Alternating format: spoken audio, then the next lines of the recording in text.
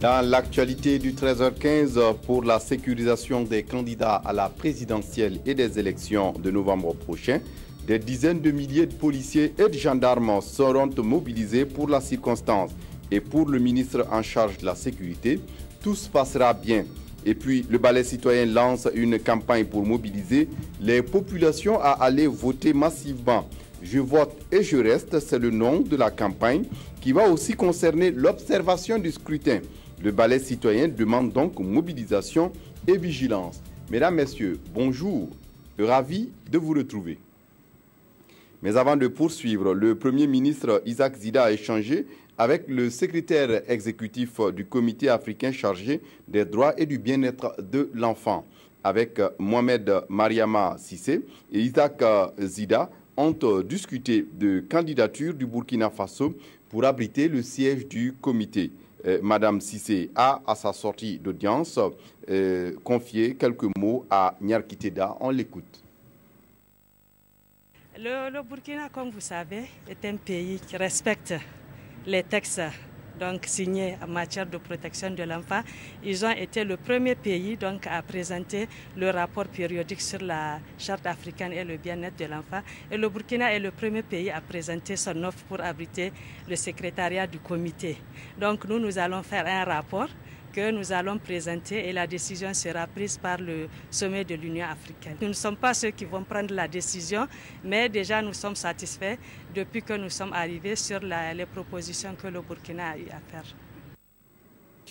Je vous le disais en titre, des dizaines de policiers et de gendarmes seront mobilisés. La sécurisation des candidats à la présidentielle et leur domicile, le ministère de la Sécurité dévoile un vaste dispositif sécuritaire pour les élections de du 29 novembre prochain. Le ministère qui rassure d'ailleurs d'un bon déroulement de ce dispositif. Jacques Lamissa Tarpaga. La campagne électorale s'ouvre dimanche et ce sont au moins 25 000 hommes qui sont mobilisés pour assurer la sécurité des élections, policiers et gendarmes. Les candidats à la présidentielle, eux, vont bénéficier d'une protection particulière. Ça va être la première fois au Burkina Faso où l'État va prendre en charge la sécurité de tous les candidats à la présidentielle. Ils sont a priori 14. Chacun d'eux aura une garde rapprochée et aura une garde à son domicile. La commission chargée de coordonner la sécurité de ces élections est dans les derniers réglages. Tout cela va coûter beaucoup d'argent certainement. On est dans les discussions avec le ministère des Finances. À ce niveau, le budget n'est pas bouclé d'abord. En fait, on n'a pas arrêté quelque chose de définitif. On attend donc que le ministère des Finances réagisse et on pourra vous dire quel est le budget. En plus de la sécurité à l'intérieur du pays, les frontières seront aussi bien gardées. Et selon le ministre délégué à la sécurité, le grand banditisme va connaître un sérieux recul. Outre le terrain sécuritaire, les élections se préparent aussi sur le terrain de la formation et du renforcement de capacités. La CENI, la Commission électorale nationale indépendante, a initié une série de formations pour recycler son personnel électoral. Environ 160 formateurs sont concernés par la formation et ils vont à leur tour partager les connaissances avec des agents de bureau. Je vous le disais également en titre, le Balai citoyen lance une campagne pour amener les populations à aller massivement voter le 29 novembre prochain. Dénommée « Je vote et je reste », la campagne concerne le vote, mais aussi l'observation des opérations de vote. Le mouvement a mobilisé pour la circonstance environ 450 observateurs dans les bureaux de vote dans le cadre du du cadre de concertation des organisations de la société civile pour l'observation domestique des élections. On fait le point avec Aruna Mari. Doter le Burkina de dirigeants démocratiquement élus à l'issue d'élections transparentes, équitables et régulières, c'est le vœu du balai citoyen. Après ta révolution, ton vote, le mouvement procède ici au lancement de sa deuxième campagne de sensibilisation dénommée « Je vote et je reste ». Le balai citoyen organise cette campagne « Je vote et je reste » dans le souci de transparence et de pacification aussi des élections, il ne faut pas l'oublier. On veut éviter que d'éventuels résultats soient contestés. Donc pour cela, je crois qu'il est important qu'il y ait encore plus d'observations. Et nous pensons que ceux-là qui sont capables d'assurer cette observation-là et de faire le relais, notamment sur les réseaux sociaux, mais pas seulement, un peu partout, c'est effectivement les électeurs. Plusieurs partenaires techniques et financiers, dont l'ONG suédoise Diaconia et la coopération suisse, soutiennent cette initiative. Une campagne qui va concerner 7 régions du pays. Le balai citoyen envisage également déployer 450 observateurs lors des élections présidentielles et législatives. C'est pour venir témoigner non seulement notre reconnaissance pour tout ce que ce mouvement a fait jusqu'à aujourd'hui, mais les appuyer et dire que nous prenons très bonne note de cette campagne que nous espérons va aller jusqu'au bout. Selon le mouvement, ces actions visent à instaurer la confiance entre gouvernants et gouvernés à travers la voie des urnes. Une loi portant code de l'investissement agricole au Burkina est en discussion à Ouagadougou. Il s'agit de réguler le secteur de l'investissement agricole et de doter des conditions des meilleures pour les investisseurs, surtout œuvrant dans l'agroalimentaire. La future loi va concerner des questions liées à l'accès à la terre, au régime foncier et au financement agricole. Mounira Kiri. Bientôt, un cadre qui va réglementer l'investissement agricole au Burkina. Les participants à cet atelier ont 48 heures pour examiner et valider l'avant-projet de loi portant code d'investissement agricole au Burkina Faso. Le privé n'intervient que quand il est sûr que ces investissements vont être rentables et qu'ils vont être sécurisés. C'est pour ça qu'il est important d'avoir un code d'investissement. Nous avons déjà un code d'investissement général du Burkina Faso et nous avons mené une étude qui montre que ce code-là ne permettait pas d'assurer l'investissement dans le secteur agricole. C'est pour ça que nous avons commandité cette étude qui nous a permis, si vous voulez, de préparer un avant-projet de loi pour qu'on puisse avoir plus d'investissement dans notre pays. Créer des conditions favorables pour attirer plus d'investisseurs dans l'agroalimentaire, c'est l'objectif visé par le document soumis ici pour appréciation. Vous voyez tout que nous n'avons pas d'usine de production de machines agricoles, nous n'avons pas d'usine de production d'engrais, nous sommes obligés de les importer. Vous voyez que ça, c'est quelque chose d'important. Donc c'est un code qui va nous permettre de développer et d'avoir une usine, par exemple, de montage ou d'assemblage d'équipements agricoles, d'avoir des usines en matière de formulation d'engrais. Le présent atelier vise à permettre aux acteurs du monde rural de disposer d'un environnement incitatif pour la conduite de leurs projets agricoles. Ce nouveau code de l'investissement agricole ne va pas certainement ignorer les notions liées aux énergies renouvelables. La thématique est importante et nécessaire et des journalistes s'intéressent à sa promotion. Mais avant, il faut bien comprendre de quoi elle retourne, d'où une formation à leur intention débutée hier à Ouagadougou. C'est le réseau des journalistes et communicateurs pour les énergies et le développement durable qui est porteur du projet. Moukoun Dabiré. L'accès à l'énergie s'avère une composante essentielle du développement économique et social. Fort de cette conviction, le réseau des journalistes et communicateurs pour les énergies et le développement durable veut interpeller les candidats à la présidentielle sur la nécessité de faire des énergies renouvelables un maillon important de leur projet de société. Bientôt les élections, on pense que c'est l'occasion pour nous d'interpeller les candidats. On l'a déjà fait pendant un panel lors de ces journées-là. Cette fois-ci encore, on va continuer comme la campagne commence bientôt.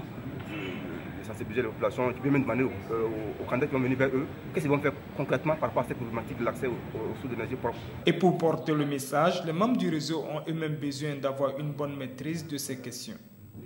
La problématique et la politique de l'énergie domestique, ainsi que la voie du progrès et les solutions disponibles, sont en partie les communications auxquelles sont soumis ces acteurs. Il va falloir travailler à promouvoir ces énergies-là qui protègent mieux l'environnement et qui protègent la santé des populations. Donc c'est justement dans cet objectif que nous souhaitons renforcer les capacités des réseaux des journalistes et communicateurs afin de permettre une plus large diffusion de l'information dans ce domaine des énergies renouvelables. Parce que nous aurons tous à gagner si nos populations se retournent beaucoup plus vers ces énergies renouvelables. En réunissant ici journalistes et communicateurs, les organisateurs entendent relever le défi des solutions innovantes par l'adhésion des politiques à les causes. Et puis le grand format de ce journal s'intéresse à l'utilisation des caniveaux dans la ville de Bobo-Dioulasso. Un phénomène qui ne passe pas inaperçu où les usagers affectent un autre usage à ces ouvrages. En fait, au lieu de drainer les eaux de pluie, les caniveaux dans la ville de Bobo servent souvent à évacuer des eaux de toilettes. Caniveaux ou dépotoirs d'ordures? Le constat de Ahadi Sandamba. Caniveau ou dépotoir d'ordures? C'est la question que l'on se pose au regard de ce qui se passe. Nous sommes dans un quartier de Bobo-Dioulasso. Il pleut et c'est comme ça que bon nombre de Bobolais se débarrassent de leurs ordures. Ici à Sia, si ce ne sont pas les ordures, ce sont les eaux usées et même celles des toilettes qui sont évacuées par les caniveaux. C'est dire que raccorder ces toilettes à un caniveau est une pratique courante que l'on constate un peu partout dans cette ville. Et pas même les constructions les plus modernes n'en font l'exception. Ils le savent bien que ce n'est pas faisable et que ce n'est pas normal. Ils connectent leurs WC, leurs toilettes, leurs eau de vaisselle.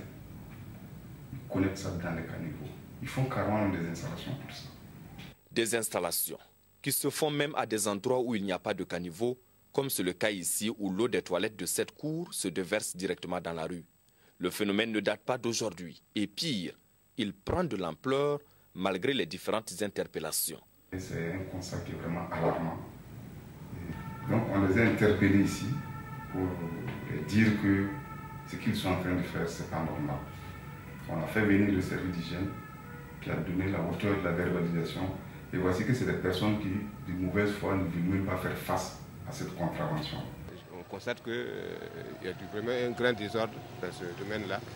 Vraiment, c'est regrettable parce que il y a tout, hein? Il y a le civisme, il y a l'ignorance aussi. Quelle qu'en soit donc la nature de l'acte, il coûte extrêmement cher à la municipalité. Pour vous donner un exemple, je dirais que cette année, la mairie de Bobo-Dioulasso a investi environ 200 millions pour le curage des caniveaux. Une somme qui aurait dû servir à la construction d'autres caniveaux, surtout quand on sait que malgré les 100 km de caniveaux que compte la ville de Sia, le besoin en la matière reste crucial.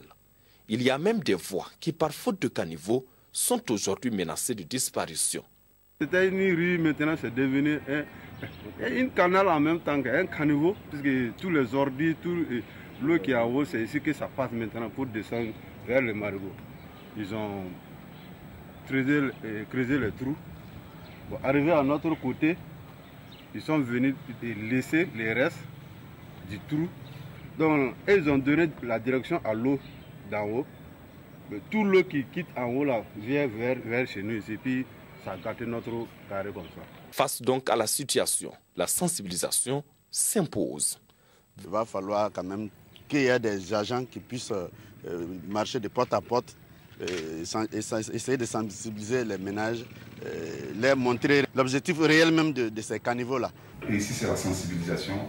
Avant de commencer tout travaux de caniveaux, nous procédons d'abord par la sensibilisation, par la voie des médias. Nous passons même de porte en porte parce qu'on a un service de maîtrise du développement social qui est ici, qui anime les animations, les sensibilisations. On fait de porte en porte. Des réflexions sont en cours pour une législation propre à la question, ainsi que pour des sanctions liées à la pratique nous ont confié les services techniques municipaux. Mais en attendant cela, c'est un réseau de caniveaux qui est utilisé à d'autres fins dans la belle cité de Sia. Un mot de sport avant de poursuivre. Cyclisme, le Tour du Faso 2015 est aujourd'hui dans la boucle du Moun. La 8e étape Bobo Dioulasso de Dougou, courue ce matin, a encore été dominée par les Érythréens. Dessabeyi Mekseb octroie à l'Érythrée sa 5e victoire d'étape en s'imposant à l'arrivée devant Bachirou Conté de la Côte d'Ivoire et Abdallah Ben Youssef de l'Algérie.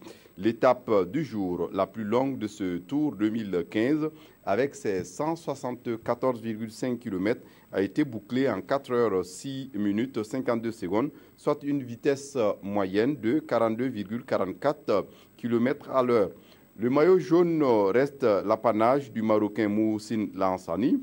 Le maillot est érythréen et en la personne de Apton Michael, et le maillot rose des sprints intermédiaires est toujours porté par Abdul Aziz Nitiema. Et puis en musique, les concerts ont failli ne pas être organisés du fait du coup d'État manqué et de la protestation d'un groupuscule d'artistes. Finalement, les concerts des artistes du coupé décalé aura bel et bien lieu ce soir à Bobo Dioulasso et demain à Ouagadougou. Avant de prendre la route de Bobo Dioulasso, les artistes Arafat, Serge Beno et De Bordeaux sont passés nous dire bonjour. Adama Koulibaly les a arrachés quelques mots pour vous. On les écoute. J'invite tous mes fans à venir ce soir du côté de Bobo Dioulasso et demain du côté de Ouaga.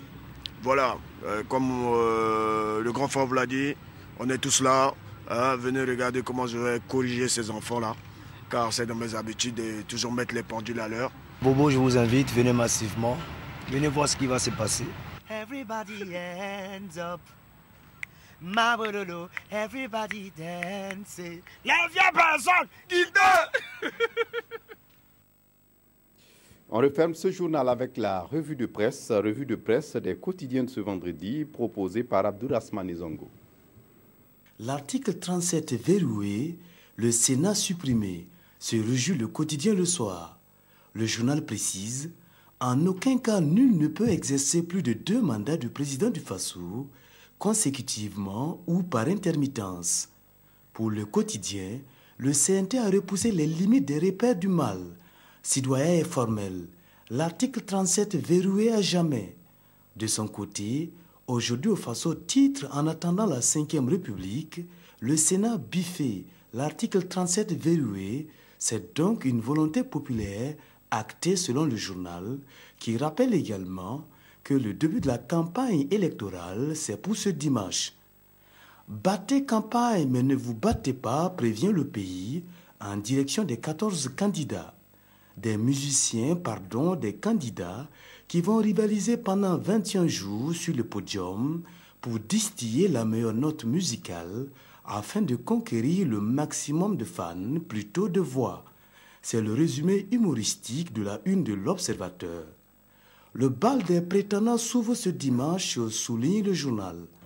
Le président de la transition, Michel Kafandou, ici flûtiste, semble jouer sa dernière note en attendant son successeur. Le Yacouba Isaac Zida, Premier ministre, lui également semble attendre son remplaçant. Barthélemy Kéré de la CENI, joueur de Goni, et le balafoniste Kassoum Kambou du Conseil constitutionnel, eux devront davantage prolonger la musique jusqu'à l'ultime note, l'investiture du futur président du Faso, post-transition. Et peut-être Abdourahmane Zongo, le griot du groupe. C'est tout pour ce journal. Merci de l'avoir suivi. Très bonne suite de programmes sur la RTB. Au revoir.